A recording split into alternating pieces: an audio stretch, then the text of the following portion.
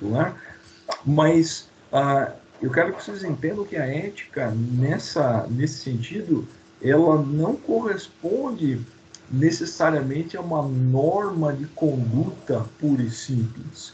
Ela não corresponde a uma cartilha do certo e do errado.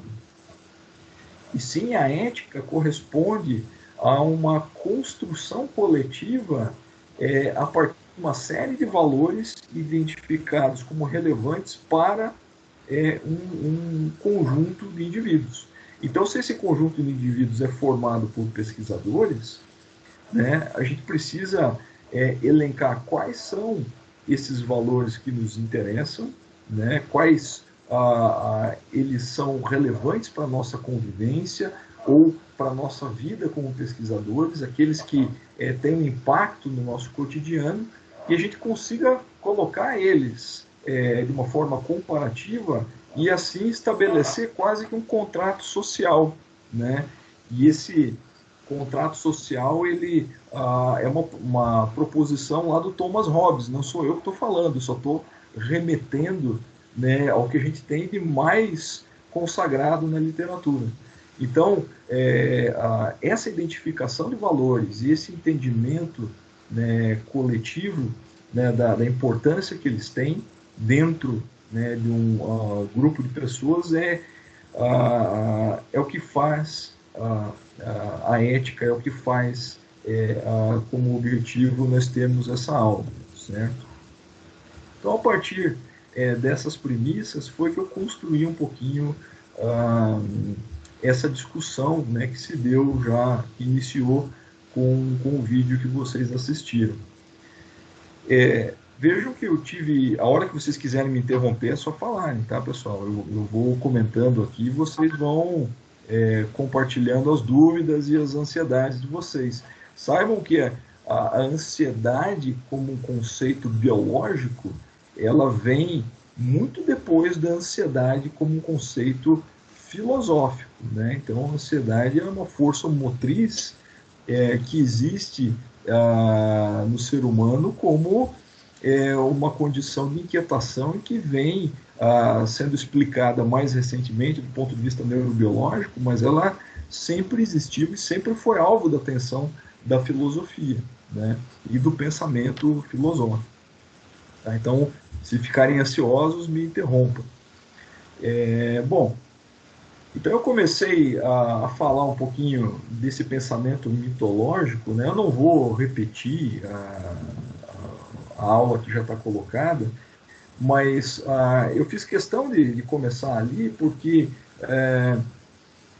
quando a gente fala, né, do pensamento clássico grego, em geral as pessoas tendem a achar que isso nasceu meio que por geração espontânea. Mas o pensamento mitológico que eu dei uma pitada para vocês é talvez a maior fonte de inspiração, né, para esse pensamento clássico grego, né? E um pensamento que nos influencia de uma forma brutal, né? Quando a gente fala em Aristóteles, por exemplo, Aristóteles foi o primeiro indivíduo que a gente talvez possa caracterizar como alguém mais próximo de um cientista. Principalmente porque ele rompe aquela premissa colocada por Platão, que era um matemático, né, alguém puramente voltado para a razão, e ele coloca em xeque esse materialismo platonista em prol de uma observação da natureza. Então, a partir do momento que você se debruça sobre a natureza, né, você, de certa forma, abre uma rota de interpretação a partir dos sentidos, né? Então, essa alegoria da caverna que o Platão nos coloca, ela fica em xeque quando a gente analisa o pensamento pelo prisma aristotélico, né? Porque você começa então a acreditar que os sentidos Ou seja, a observação da natureza podem nos oferecer caminhos de entender como que o mundo é construído, né? E isso nasce dessa forma. Vejam que eu acho que mencionei no vídeo, embora Aristóteles tenha sido aluno de Platão, ele em nenhum momento pode ser considerado um discípulo do Platão, porque eles tiveram um distanciamento muito grande em relação a esses conceitos, né? Certamente eles não concordariam em quase nada se sentassem juntos numa mesa para conversar depois de cada um ter elaborado as suas matrizes de pensamento. Então isso é muito importante. Então, a partir do momento que a gente vê que toda a ciência experimental ela descende do raciocínio aristotélico, a gente vê o quanto que nós somos influenciados por esse pensamento, né? Então, qualquer experimento que vocês forem planejar e a partir de um projeto que tenha um delineamento experimental, ou seja, um olhar para a natureza a partir de parâmetros que vão ser identificados não só pelos sentidos de vocês, mas por instrumentos, mas que em última instância vão ser detectados pelos sentidos, né? Por exemplo, vocês vão contar o número de células. Vocês só conseguem contar o número de células numa região do cérebro, primeiro porque vocês têm, né, um instrumento, um microscópio, um computador, uma câmera acoplados, né? Mas isso não seria útil se vocês não tivessem olhos e todo um processamento ocular, cerebral, capaz de fazer isso. Então, os sentidos, eles correspondem a uma figura essencial para a observação empírica, a observação experimental da natureza. Então, esse é um fundamento aristotélico por excelência. Tudo bem, pessoal? Vocês estão acompanhando? Está fazendo sentido para vocês o que eu estou falando? Sim. Sim ou não? Sim. Sim. Então, vejam, essa questão da finalidade do ser humano, né, uma inquietação monstruosa. Nós temos, né, essa dúvida desde os primórdios, quer dizer, nós estamos aqui para quê, né? E o Aristóteles, ele responde, né? Responde que nós estamos aqui em busca da eudaimonia, que é um conceito que já foi mencionado. Então, seria a felicidade alcançada dentro de um patamar de excelência. Quer dizer, você faz algo com excelência, né? Você tem o sucesso alcançado dentro do máximo da sua potencialidade, e isso é o que ele traduz por ser o conceito de eudaimonia. Então você atinge isso quando você está no lugar certo, no momento certo, na hora certa. Então, para que você atinja, né, esse patamar de excelência, você tem que estar inserido dentro de um equilíbrio cósmico, né? Então, o cosmos era como os gregos se referiam ao universo. E o universo, para eles, era altamente hierarquizado, altamente organizado. Então, para que essa organização se mantivesse, necessariamente as pessoas deveriam buscar mecanismos de se integrarem nesse cosmos, de tal forma que o que elas fossem fazer nos seus dia a dias atingissem a excelência, né? Eu até dei um exemplo, né? Eu gosto muito de basquete, né? Já joguei basquete por muitos anos. Quem não me conhece pessoalmente não sabe, quem me conhece pessoalmente sabe que eu sou um pouco grandinho. Eu fiz uma ilustração um slide do pensamento grego mostrando um jogador de basquete, o Michael Jordan, né, que foi considerado, né, é considerado até hoje o melhor de todos os tempos, né? Então vejam, ele jogando basquete, por esse pensamento grego, ele atinge o máximo da sua excelência. Então ele consegue atingir a eudaimonia. E ele só consegue fazer isso porque ele tem uma força motriz, que Aristóteles chamou de dinamis, que seria capaz de movê-lo com essas características.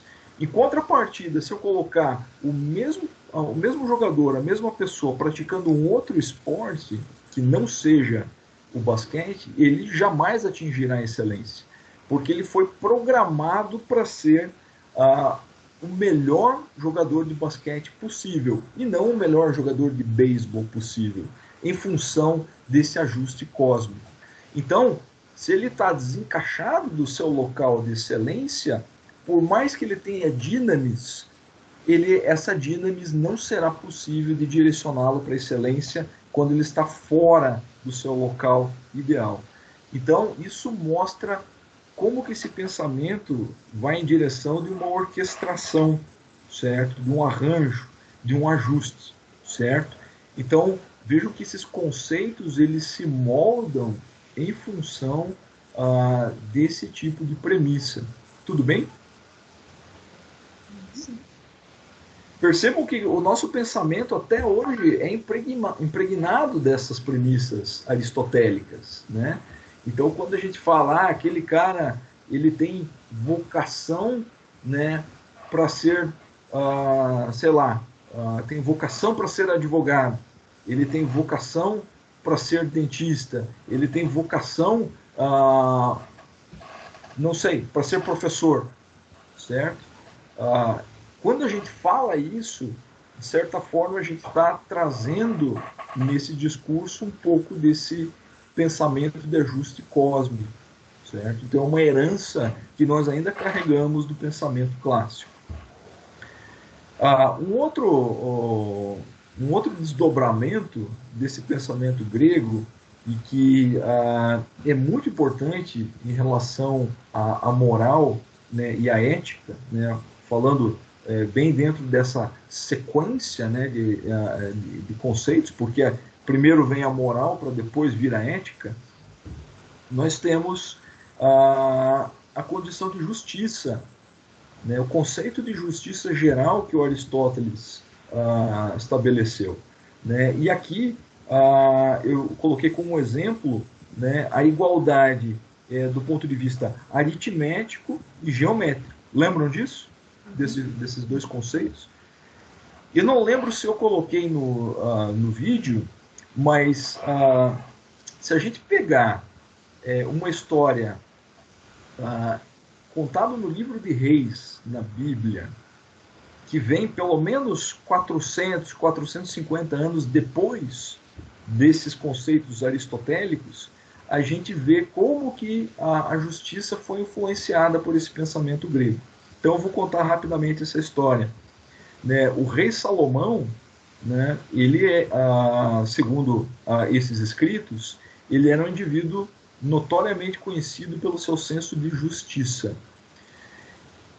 Duas prostitutas, né, viviam ali na cidade, e essas duas prostitutas, então, cada uma tinha um filho. E cada uma dormia com o seu filho numa cama, né, em função de pouco espaço na casa. E uma delas acabou se virando sobre o filho, filhos pequenos, né, acabou se virando sobre o filho e acabou sufocando a criança. Né? E essa criança veio a morrer. Vocês conhecem essa história, pessoal? Sim. Sim? Alguém falou que sim. Então, ótimo. Então, vejam, as duas foram até o rei Salomão, porque elas amavam os seus filhos, né? Mas ficou só uma criança viva, e elas queriam disputar essa criança entre si. E elas foram ao rei Salomão para tentar um mediador, né, uma terceira parte nessa mediação, que é um conceito típico de triangulação que a gente tem na justiça. Então, o que o rei Salomão falou? Né, ele disse, olha, vamos aplicar um critério de justiça aritmética. Né, uma criança, duas mulheres, vamos cortar essa criança ao meio e dar metade para cada mãe. Qual foi a reação delas? Uma falou, não, por favor, não faça isso com a criança. Né? e a outra disse, não, vamos cortá-la ao meio, eu quero a minha metade. Né? E aí o rei Salomão falou, bom, você que quer cortar a criança, que concordou, você não é a mãe. Né? Então, eu vou dar a criança inteira para a primeira mulher, que era de fato a mãe. Então, assim, se estabeleceu a partir de um critério qual seria o ponto de justiça, certo? Então, obviamente, a justiça aritmética não se empregaria nesse contexto, ele precisou usar um critério distributivo, né, que para os gregos se baseava na virtude. Então, para que o indivíduo tivesse virtude, para os gregos, esse indivíduo, então, ele teria que ter um valor moral. E esse valor moral era fruto desse encaixe cósmico, certo?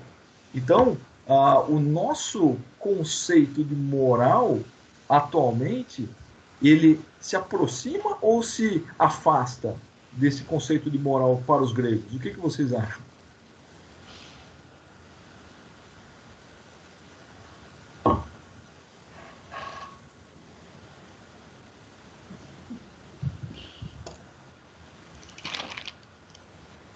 Nosso conceito atual.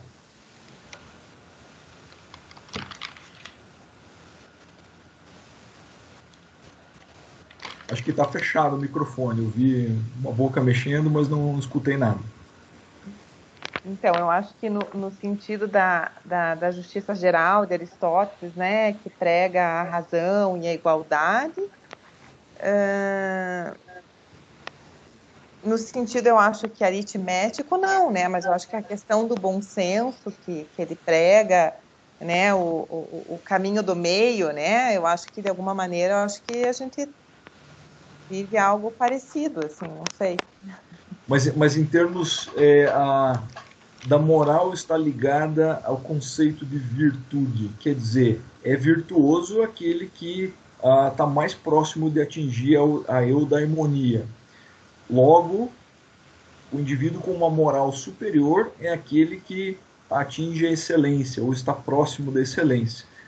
E contrapartida, quem não atinge a eudaimonia é um cidadão de moral de segunda classe. Então, dentro desse panorama em que a virtude está associado com a moral, quanto mais moral e mais próximo da eudaimonia, mais virtuoso é o indivíduo, nós atualmente nos afastamos dessa percepção, certo? Porque a gente vai ter uma influência que depois a gente vai dar um salto mais para frente na modernidade, que é a influência do pensamento kantiano. Né? Então, o Kant ele rompe com esses paradigmas morais. E aí a gente estabelece uma outra condição que é muito mais próxima do que a gente tem atualmente. O Kant, Então, se eu não me perceba. engano, é aquele que prega a verdade sobre qualquer coisa, né? Que você dá o exemplo dos nazistas chegando na casa. O Kant é aquele que fala sobre você não pode mentir em hipótese nenhuma, né? Exato. É um imperativo categórico. Exato.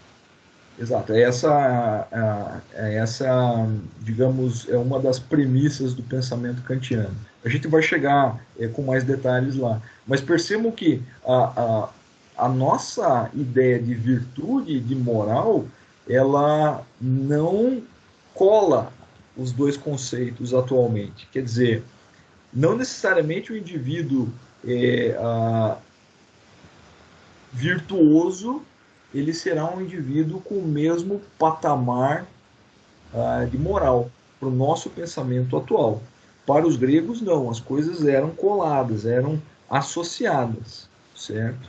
Então, essa diferenciação ela é muito importante para a gente entender o pensamento moral e ético atual. Tá? Tudo bem, pessoal? Isso, vejam que essa questão, só para então colocar mais lenha nessa fogueira, o primeiro rompimento que nós temos dessa percepção foi com Cristo. Né?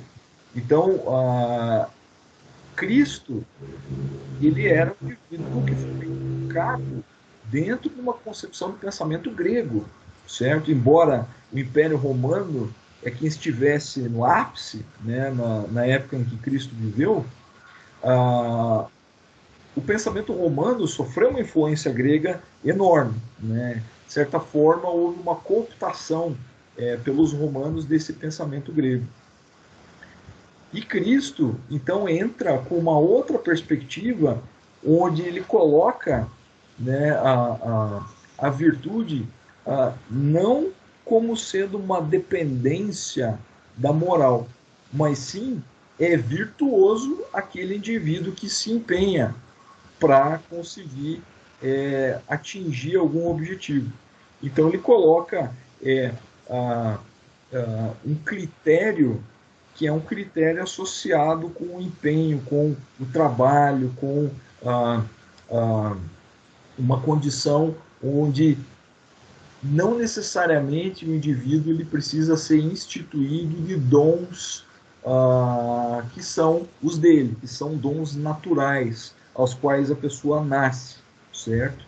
Então, a gente pegar a seguinte situação, o indivíduo não tem maiores habilidades físicas, ele não é um bom atleta, ele não é um indivíduo que possa desempenhar magnificamente do ponto de vista intelectual, ele não fala muito bem, né? Ele é um indivíduo mediano.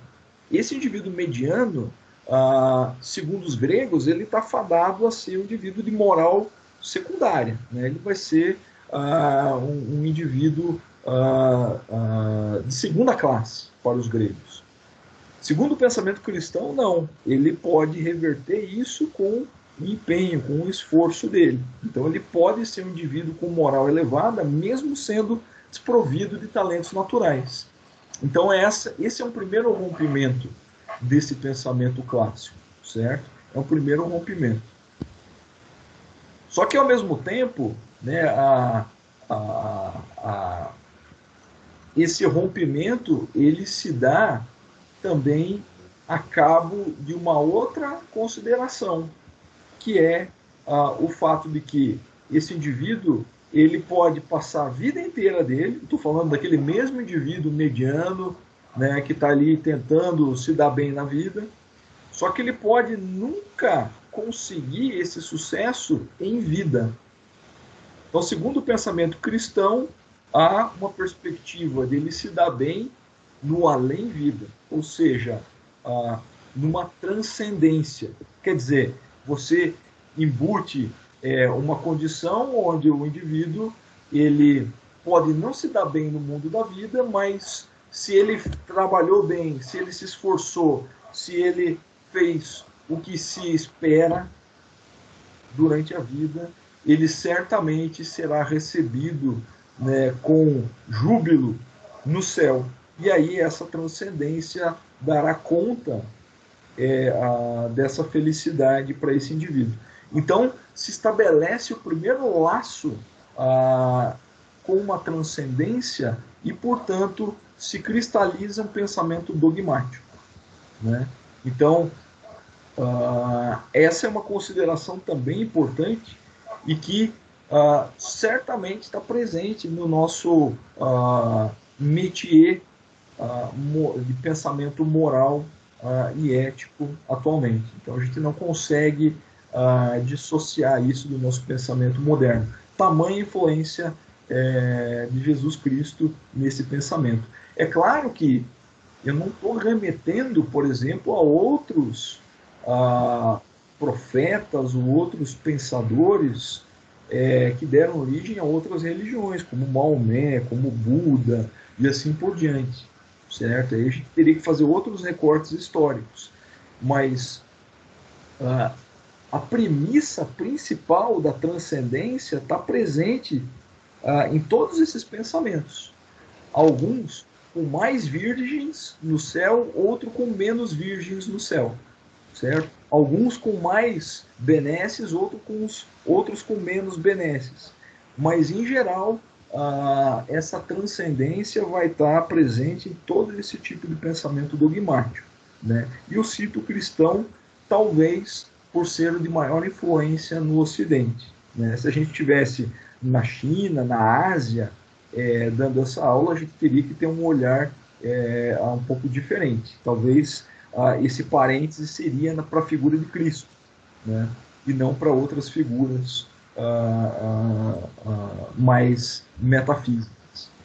E, professor, eu acho que realmente o pensamento dogmático é algo que percebemos muito forte na área da ciência, né? Quantos dogmas que, desde que eu me formei em odontologia, tínhamos dogmas que foram caindo por terra por não ter comprovação científica, né? E hoje a gente tem a medicina baseada em evidência, odontologia baseada em evidência, enfim, nós vemos a cada dia dogmas na área de saúde, da saúde caindo por terra, porque realmente eram pilares que eram dogmas, né? Era um achismo, uma utopia.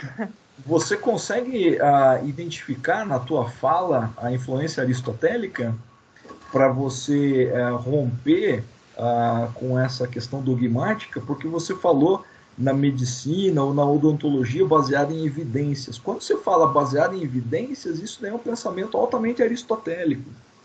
Então vejam como que as coisas se digladiam até hoje, né? Como essas correntes de pensamento ainda estão presentes e ainda são forças que puxam como vetores nesse cabo de guerra. Então, a ideia de a gente ter uma discussão como essa é justamente para que vocês possam ser capazes de identificar um pouco mais as origens dos pensamentos que estão embutidos nessas falas como a sua. Então foi muito boa a tua intervenção, porque permite a gente fazer essa identificação, né? Deu para perceber isso que eu falei? Não, eu não cheguei a tomar consciência que isso teria uma raiz assim aristotélica, no sentido de que Aristóteles trouxe essa premissa das teorias baseado em evidência, assim. Eu não tomei consciência disso. Não, veja, se você está falando que é uma ciência baseada em evidências, as evidências elas têm que ser detectadas justamente por todo um instrumental e uma observação da vida como ela é. Então aí a gente tem já uma influência do pensamento aristotélico, certo? Diferentemente do pensamento de Platão, que era um pensamento puramente teórico, né? Puramente voltado para a matematização do mundo.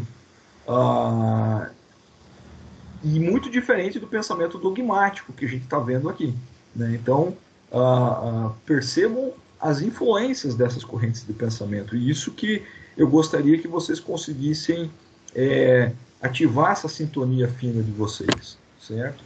Porque todas as nossas falas, elas são carregadas dessas correntes de pensamento. Só que muitas vezes a gente não se dá conta disso. Então, eu acho fundamental para que um cientista, um pesquisador, tenha total consciência de quando ele está falando, a quem ele está remetendo, certo? E automaticamente de identificar contradições em discursos, identificar pontos de convergência e assim por diante. Então, se a gente não entender o pensamento, a chance de a gente falar abobrinhas aumenta exponencialmente, né? E o que a gente mais percebe atualmente é justamente o fato de pessoas estarem falando besteiras, né? Sem o menor tipo de, diria que, fundamentação teórica, né? Tudo bem? Algum comentário? Vocês estão meio assustadas? Tudo bem? Tudo jóia. Muito bom. Então vejam, na sequência daí eu passei para falar do Renascimento, né, onde nós temos várias figuras históricas de importância, né? Eu citei Copérnico, Newton, Galilei, todos eles contribuem de maneira muito significativa para a física, para a matemática, ou seja, para o entendimento do universo, e desmontam aquela premissa organizacional que os gregos tinham. Quer dizer, aquele universo organizado, aquele universo simétrico que funciona como uma série de engrenagens perfeitas ali se movimentando, é desmontado, porque eles viram que o universo ele não é organizado, ele não é finito, ele tem um padrão caótico. Então tudo isso conspira para o desmonte desse pensamento baseado na eudaimonia, no ajuste cósmico. Então se abre, né, uma nova frente, que é justamente uma frente que permite agora um raciocínio que é puramente científico. Então a gente abre uma era do cientificismo, né, que começa no Renascimento, tem influências no Iluminismo, depois a gente falou do positivismo, né, mas é uma era agora pautada pela descoberta científica, pela metodologia, pela observação racional, pela negação de dogmas. Então, se constrói a ciência da forma como a gente está mais acostumado, né? E o René Descartes é uma figura ímpar nesse momento, porque ele estabelece essa matriz de pensamento metodológico, né? Então, o princípio do método científico é estabelecido primordialmente por ele.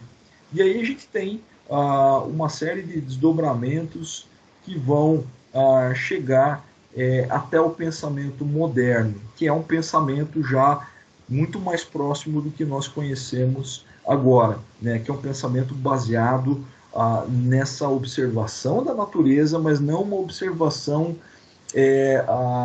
qualquer, é uma observação galgada na metodologia, galgada uma forma altamente organizada, estruturante, para que você consiga explicar os fenômenos da melhor forma possível, né? Então você, diferentemente do que os gregos colocavam, e mesmo e aí era um ponto de convergência entre Platão e Aristóteles, que eles diziam que a verdade do conhecimento está dentro de nós, basta nós buscarmos essa verdade. Para o pensamento científico, não.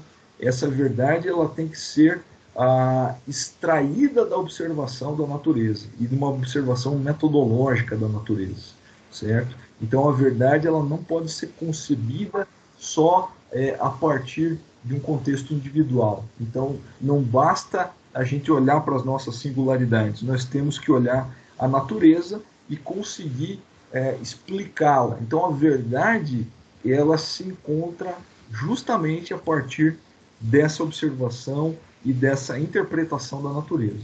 Então é mais uma diferença importante do pensamento moderno em comparação ao pensamento clássico, certo? E dentro dessa esfera moral, né, eu mencionei o Kant, né? O Kant tem esse livrinho aqui que está sempre pertinho de mim, né? Crítica da Razão Prática, que é onde ele estabelece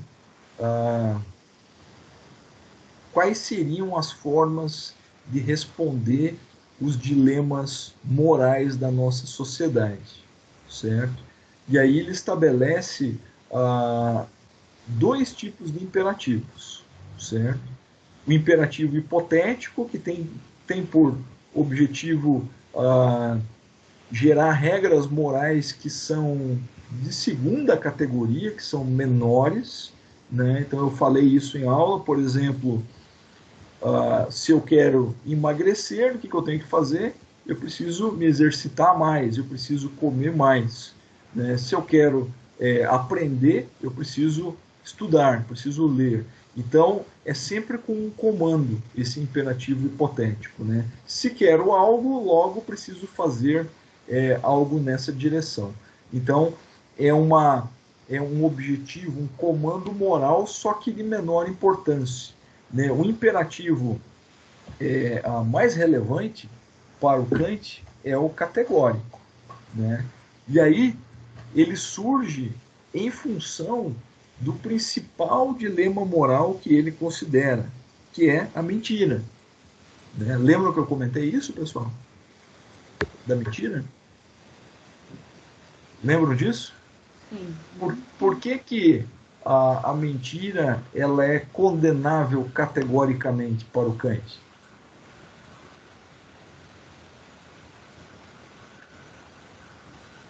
Por que o Kant considerou que mentir é algo condenável categoricamente? Quando ele fala condenável categoricamente, significa que não há exceções.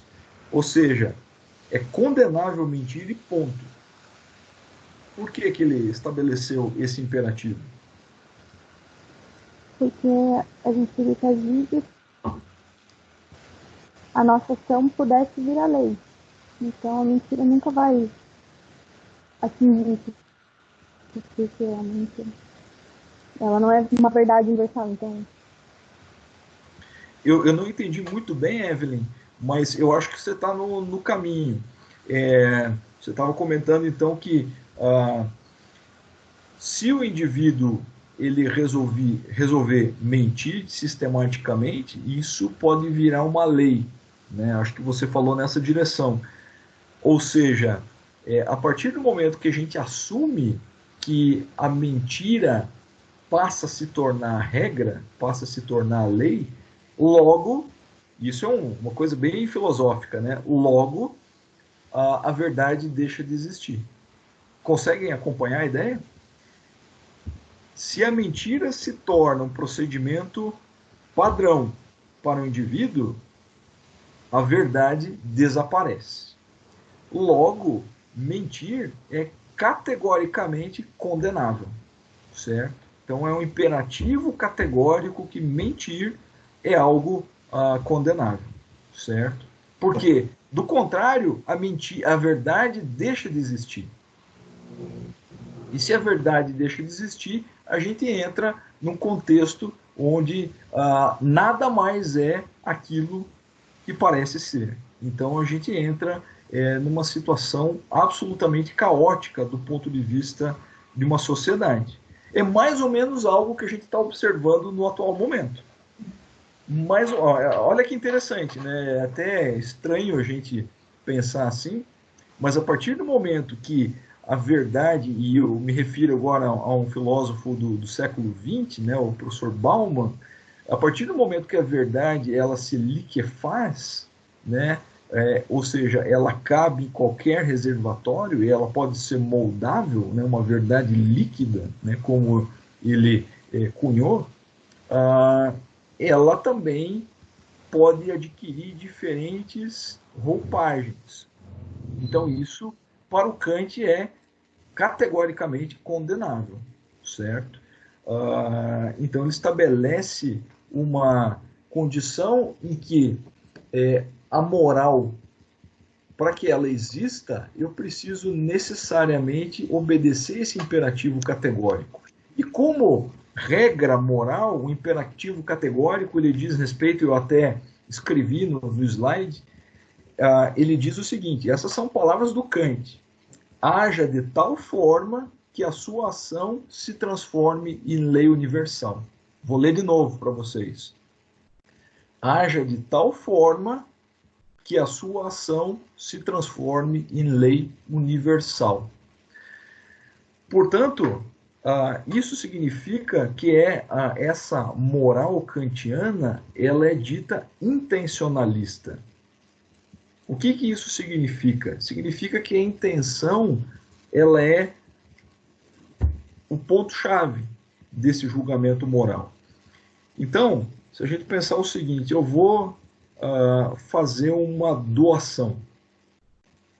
E essa doação é para uma entidade que cuida de crianças. E eu vou fazer uma doação em dinheiro, vou dar 10 mil reais para essa entidade. É claro que isso vai gerar um desconto no meu imposto de renda.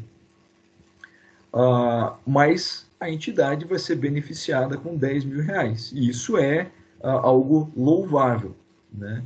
Agora, se a minha intenção ela é motivada pelo desconto que eu vou receber no imposto de renda, eu não estou agindo com uma boa vontade de acordo com o conceito kantiano, certo? A boa vontade para o Kant, e esse é um conceito específico, conceito de boa vontade, certo? Não é uma palavra que eu estou usando por usar, né? A boa vontade para o Kant é aquela em que a minha intenção ela é direcionada para o bem, sem que haja um desvio moral, por assim dizer. Então, eu tenho que fazer a doação pensando no benefício que essa doação vai produzir para essa instituição, e não pensando no benefício individual que eu terei no meu imposto de renda. Vocês percebem? Então, essa intenção, ela é uma força motriz desse tipo de imperativo, certo? Então, se essa minha intenção ela for boa, ela vai produzir com uma ação reflexa que, se for repetida por qualquer indivíduo, ele agirá bem. Vocês entenderam? Então, vocês vão agir bem à medida que vocês mimetizarem uma intenção que eu coloquei aqui como exemplo para vocês. Só que essa intenção e essa moral dessa natureza para o Kant, ela tinha como premissa ser universal. Olha só, eu diria que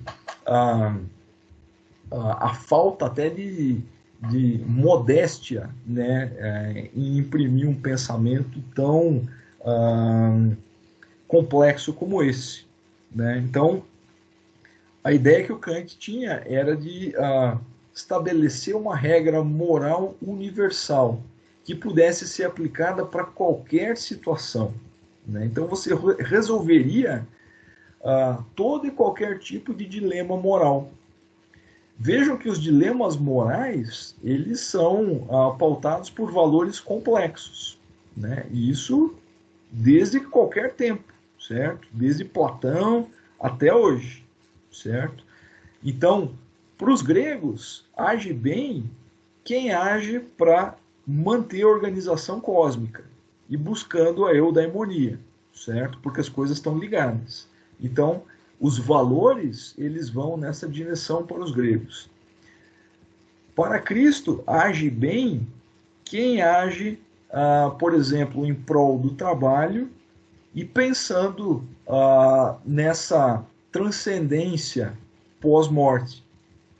Para Kant, age bem quem age motivado pela boa intenção e por esse imperativo categórico. Então, essa ideia de universalidade da moral kantiana, ela acaba não se aplicando, tá? Então, ela é muito interessante do ponto de vista do pensamento, ela deixa um legado muito forte no que nós pensamos hoje do ponto de vista moral, mas ela não é universal. Muito embora ele tenha colocado isso claramente nos seus livros, principalmente na crítica da razão prática. Muito bem. O outro pensador... Mas aí até pensando, né, professor, a ética aristotélica se torna muito mais plausível, né, se nós formos ver, que é a busca pelo bem maior de todas as coisas, né?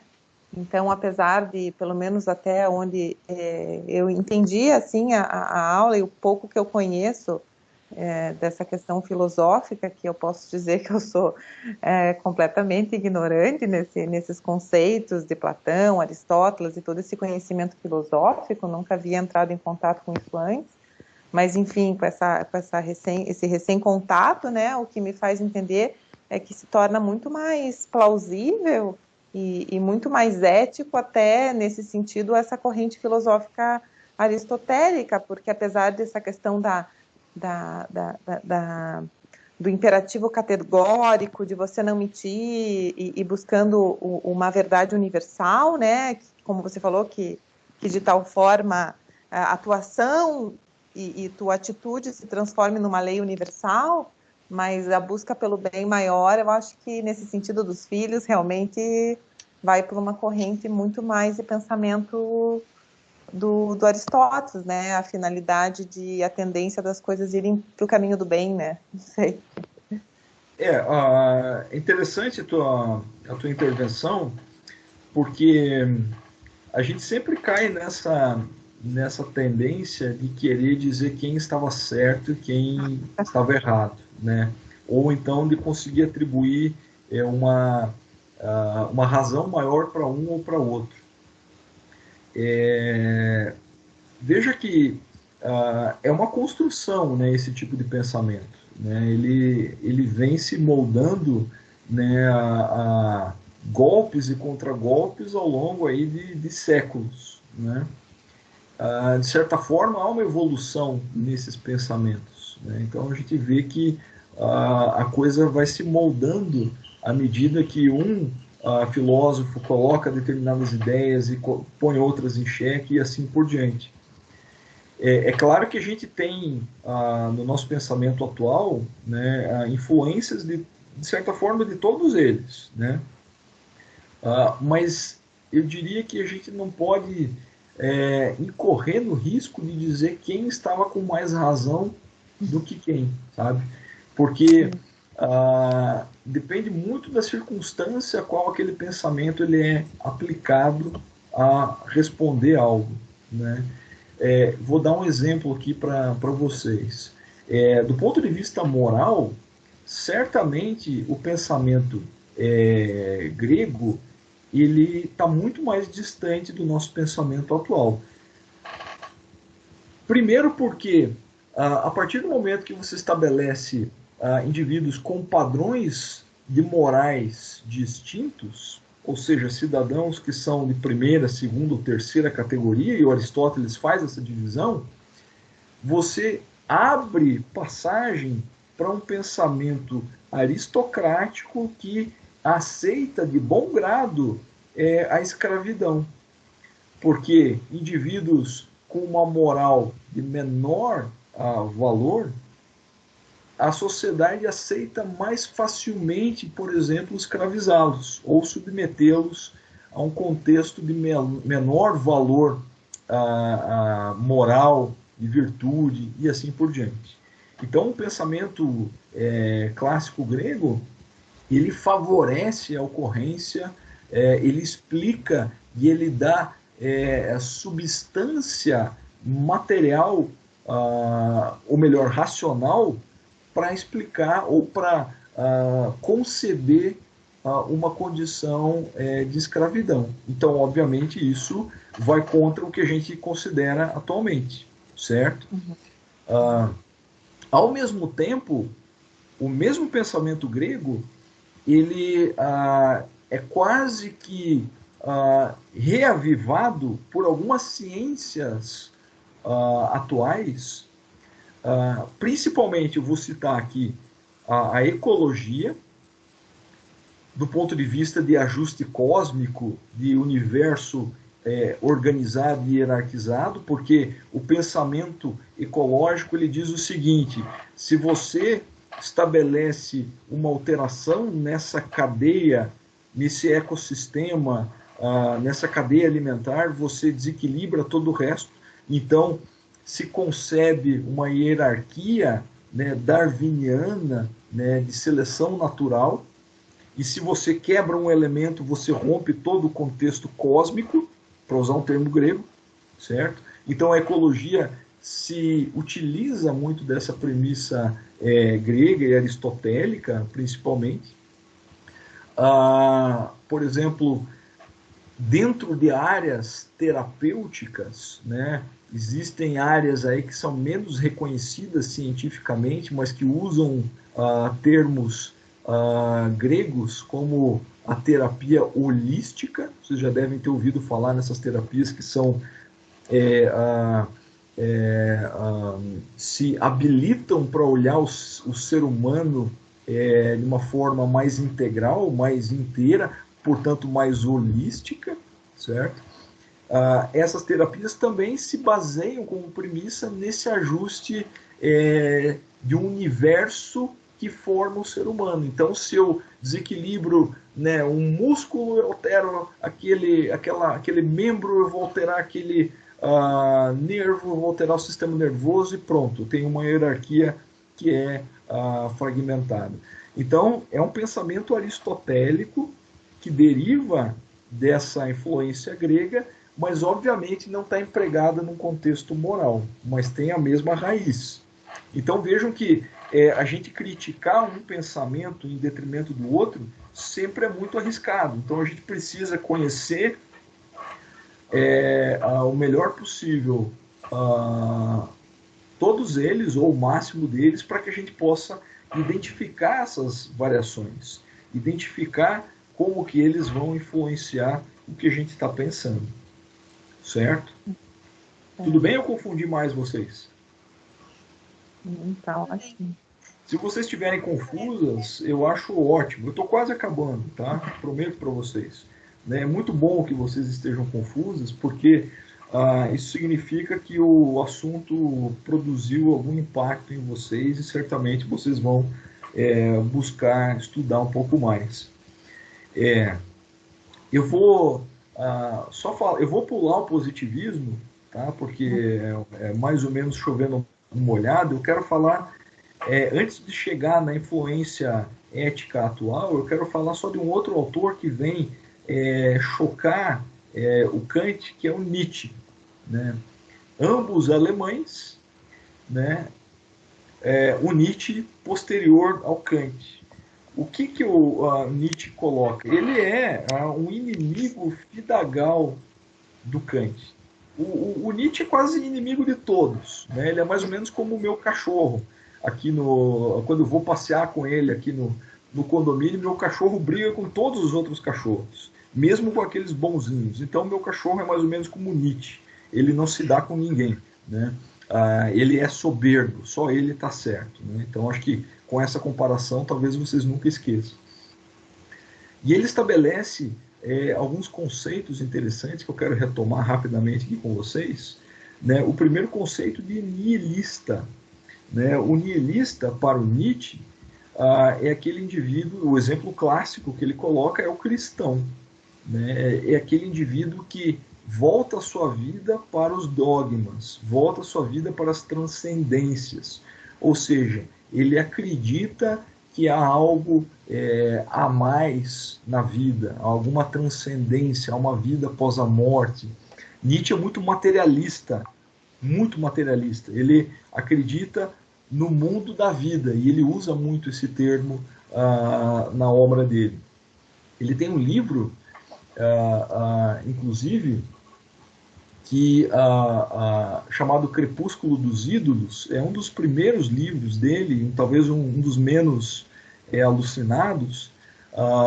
É muito difícil ler o Nietzsche, e ele, nesse livro, ele se dedica a desmontar o pensamento grego, né? Então, é Crepúsculo dos Ídolos, justamente porque os ídolos são os pensadores gregos, né? Platão, Sócrates, Aristóteles. Ele faz, né, capítulo após capítulo, ele tenta ir destroçando o pensamento desses pensadores. Então ele coloca que o nihilista é alguém que tem esse pensamento voltado para as transcendências. Também é um nihilista de caráter político. Né? Por exemplo, os marxistas, né, que acreditam no Eldorado socialista, certo? Numa sociedade de igualdade para todos, para Nietzsche também são nihilistas, ou seja, eles dão as costas ao mundo da vida. E o mundo da vida, o que é? É um mundo de desiguais. Né? Então o pensamento dele é muito interessante, ele nos ajuda a abrir os olhos de uma forma, eu diria que única. Então, se você vira as costas para o mundo da vida, você é um indivíduo de segunda categoria para ele. Você precisa ser altamente realista para ter uma moral dentro desse conceito mais bem entendido do Nietzsche. E ele ainda faz uma outra subdivisão, que como a moral é uma questão de poder para ele, ele coloca que nós somos regidos por forças ativas e reativas. Ou seja, todos nós temos influências dessas forças, né? As forças ativas são aquelas que nos impelem para que a gente faça alguma atividade à excelência. Então aqui nós temos uma certa proximidade com a dinamis aristotélica, certo? Então, quem seria um indivíduo classicamente considerado como sendo movido por forças ativas para o Nietzsche? É um artista, certo? Um artista, então, é alguém que produz algo inédito, tira uma inspiração de dentro de si e materializa na forma de arte, que é irrepetível, que é única, que é singular. Então, esse é um indivíduo com características de ser regido por forças ativas. Mas nós temos, na maioria, na nossa sociedade, indivíduos regidos por forças reativas. E essas forças reativas, então, são fruto justamente de um rancor que esses outros indivíduos têm por aqueles que são os indivíduos movidos por forças ativas, né? E como são, em maioria, né, os reativos, eles fazem aliança. E essas alianças que eles fazem, então, permitem uma união coletiva desses indivíduos. E são esses indivíduos, por exemplo, que formam colegiados, formam departamentos. Eu estou falando de uma estrutura universitária aqui, só para ter uma proximidade com o que vocês conhecem. Ou então, pensando do ponto de vista político, um congresso, um senado, pelo pensamento nietzschiano, é formado por pessoas movidas por forças reativas, né?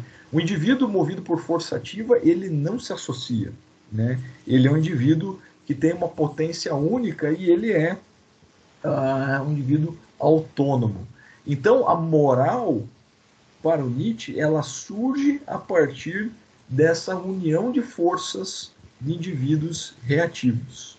E a moral visa necessariamente diminuir a potência daquele que é movido por forças ativas, certo? Então, a democracia para o Nietzsche é um regime formado por indivíduos de forças reativas, basicamente. Então, ele não acredita na democracia como sendo um regime político de sucesso, certo? Então, o Nietzsche é aquele indivíduo que tem um pensamento que rompe, né, com esse pensamento mais, eu diria que mais certinho, mais ajustado com o que a gente conhece como certo, que é o que vinha até o Kant, né? E é claro que é bastante interessante também a gente ter essa visão que o Nietzsche tem da moral. Vejam que, para o Nietzsche, também só para finalizar um pouco as considerações sobre esse autor, a metodologia científica, ela é pasteurizadora, certo? Ela é redutora de força, ela é fruto de uma reatividade. Então nós temos um certo dualismo aqui. Ou seja, enquanto o cientista, ele por definição, ele seria alguém movido por forças ativas, que são forças criativas, forças que têm por objetivo promover uma condição capaz de fazer com que ele responda coisas elevadas.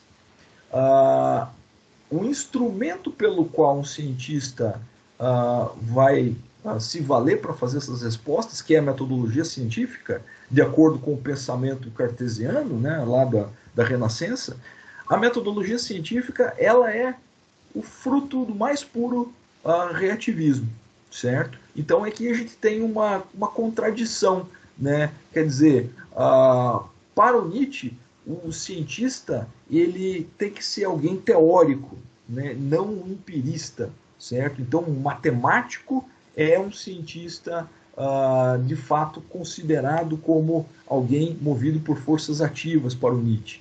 Já um biólogo, né, alguém que trabalha como a gente no laboratório, utilizando protocolos e assim por diante, nós somos puros reativos, certo? Então, olha só que potência de pensamento é esse, né? Principalmente em comparação aos anteriores, né? Então, é bem interessante a gente ter essa percepção. Tudo bem, pessoal? Então, ainda? Uhum. Então, Sim. vejam, para finalizar agora, eu sei que vocês estão cansadas, né? Então, para finalizar a nossa reflexão agora de tarde, a nossa evolução desse pensamento moral, vejam que até agora eu quase não usei a palavra ética, certo? Quase não usei a palavra ética. Então, a evolução desse pensamento moral até agora, ele desemboca no século XX, onde nós temos, então, a construção final da proposta moral vigente até hoje na nossa sociedade. E essa proposta moral, ela é contratualista, certo? Os americanos chamam de contratualismo moral e os franceses de ética nas relações, certo? O que essa proposta moral estabelece, certo? Pelos termos utilizados, vocês já conseguem deduzir. Se é um contratualismo moral ou nas relações, é justamente uma condição que envolve dois indivíduos, pelo menos, necessariamente. Então, se eu tenho uma relação de pelo menos dois ou mais indivíduos, né, essas relações serão subjetivas, serão interpessoais e serão concretas. Vejam que até agora a gente estava lidando com uma série de campos onde a abstração predominava, certo? Agora a gente está falando de uma condição problemática absolutamente concreta. Depois eu coloco exemplos para vocês, certo? Então, a moral ela precisa ser especificada para aquela relação. Ou seja, os valores que cada um de nós temos, por exemplo, nessa conversa aqui, nessa sala de aula virtual, né, cada um de nós tem valores e atribui pesos diferentes para esses valores.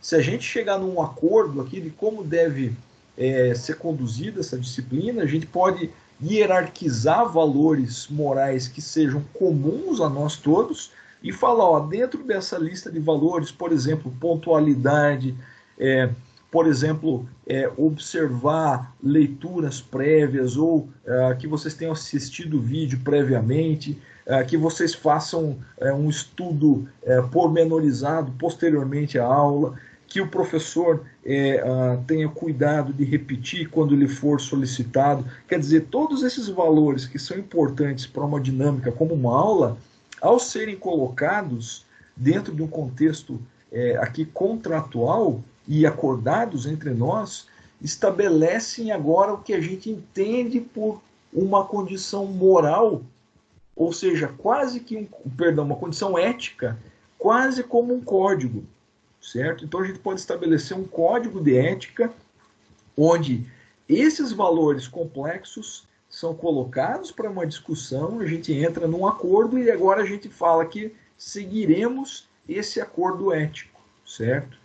Então, toda essa conversa toda que a gente está tendo é para que vocês entendam que quando a gente fala em ética, não necessariamente a gente está falando no certo ou no errado, de uma maneira absoluta e universal, certo?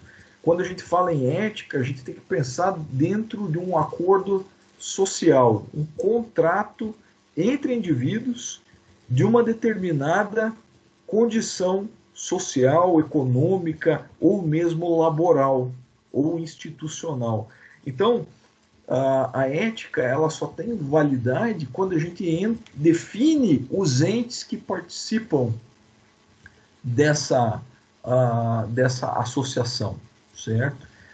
Vejam que o próprio conceito de ente, né, o Tomás de Aquino, né, um outro filósofo importante, né, do pensamento medieval, ele foi o primeiro, né, um dos primeiros a definir o conceito de ente, certo? Então, os entes, as pessoas que participam, né, desse contrato é que vão necessariamente serem ouvidas e definir os itens que correspondem a esse código de ética, certo? E aí, pessoal, é que a gente pode falar de ética na ciência.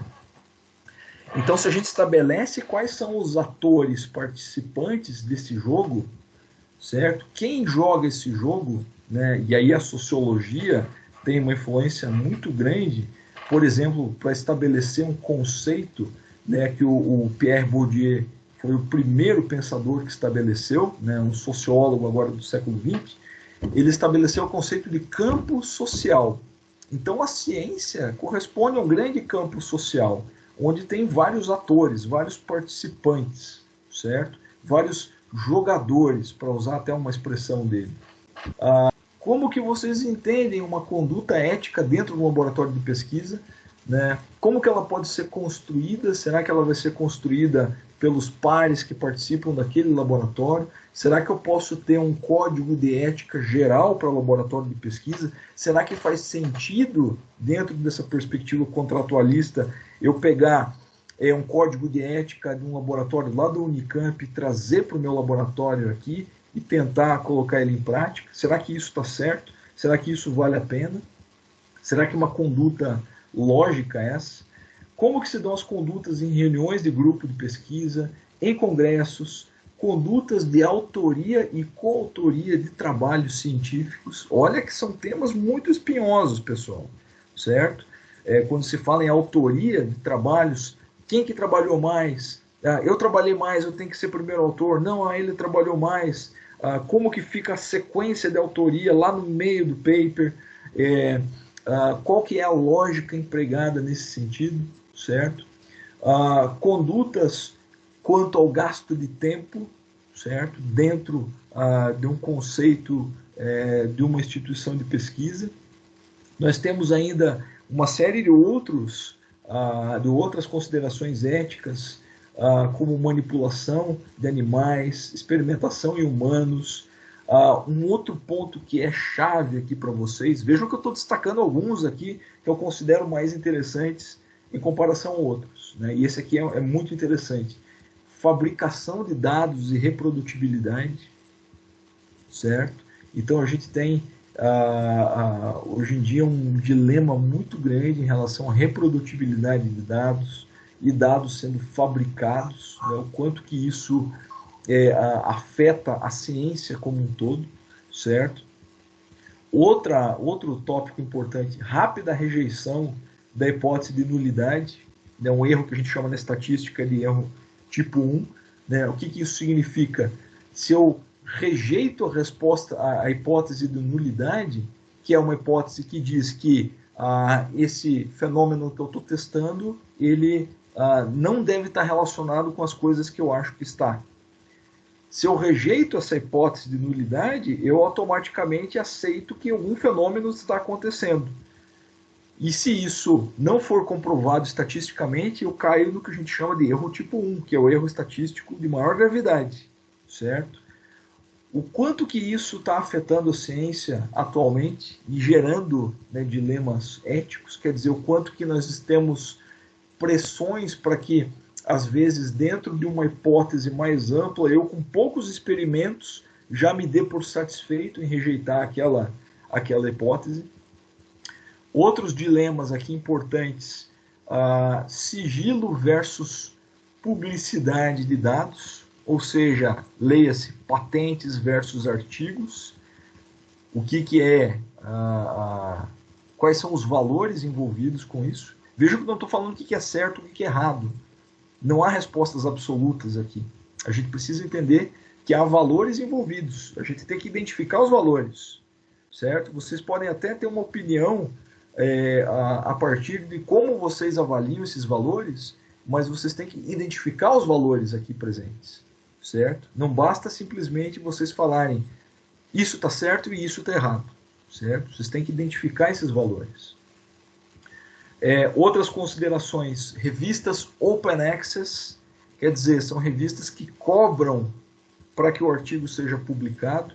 Em contrapartida, qualquer pessoa no mundo, em qualquer lugar, consegue acessar, mesmo de casa, não precisa estar vinculado a uma universidade, né? Mas, ao mesmo tempo, o pesquisador que publica tem que pagar, em geral, altas quantias para que esse artigo seja publicado nesse formato. Então, quanto que isso se atribui dentro dessa escala de valores? Revistas predatórias, em geral, são revistas de baixa importância científica, são revistas com uma revisão muito frágil dos resultados, mas que insistentemente convidam os pesquisadores para submeter os artigos para ela. Publicações pré-print e reserva de mercado, né? São publicações em que há repositórios, não são revistas propriamente, são alguns repositórios que publicam os dados numa forma meio que intermediária, né, é praticamente um artigo, né, é uma forma intermediária entre dado bruto e artigo, e o artigo fica lá já para consulta, só que ele não é revisado por pares, certo? Mas muitas vezes pode ser até citado por outros autores, né? Inovação a todo custo, essa é uma outra questão que envolve valores morais e éticos dentro desse nosso contrato acadêmico social. Quer dizer, se vocês analisarem como que o CNPq, como que os órgãos de fomento olham para a ciência hoje em dia com esse enfoque da inovação como sendo o carro-chefe. Vou dar um exemplo bem concreto para vocês. Final da semana passada nós tivemos uma informação, né, do CNPq dizendo que nenhuma bolsa para alunos de iniciação científica do CNPq seria atribuída para a área de humanidades, ou seja, para a área de ciências sociais, para a área de filosofia, história, sociologia, línguas e assim por diante, porque não era uma área prioritária de acordo com os valores que o CNPq professa no momento. Então, há uma tendência de você supervalorizar áreas ditas inovadoras, ou seja, aquelas que vão gerar tecnologia, gerar coisas que inclusive têm um valor comercial, um valor para o mercado, e não necessariamente aquelas que sejam voltadas, por exemplo, ao pensamento puro e simples, ou à reflexão. Então, até que ponto essa inovação a todo custo ela fere ou modifica os nossos valores éticos dentro dessa nossa percepção acadêmica. E por fim, pessoal, o último tema que eu coloco como sugestão para vocês é a responsabilidade social e engajamento público, né? O quanto que um cientista tem de responsabilidade social, o quanto que ele é cobrado nesse sentido, quais são os valores que a sociedade espera e confere a um pesquisador em relação à sua importância para a sociedade e como que esse engajamento público se dá. Quer dizer, será que a gente deve ficar confinado a uma torre de marfim? Será que a gente precisa estar distante da sociedade? Será que a gente tem que estar próximo? Né? O que está por trás de tudo isso, certo?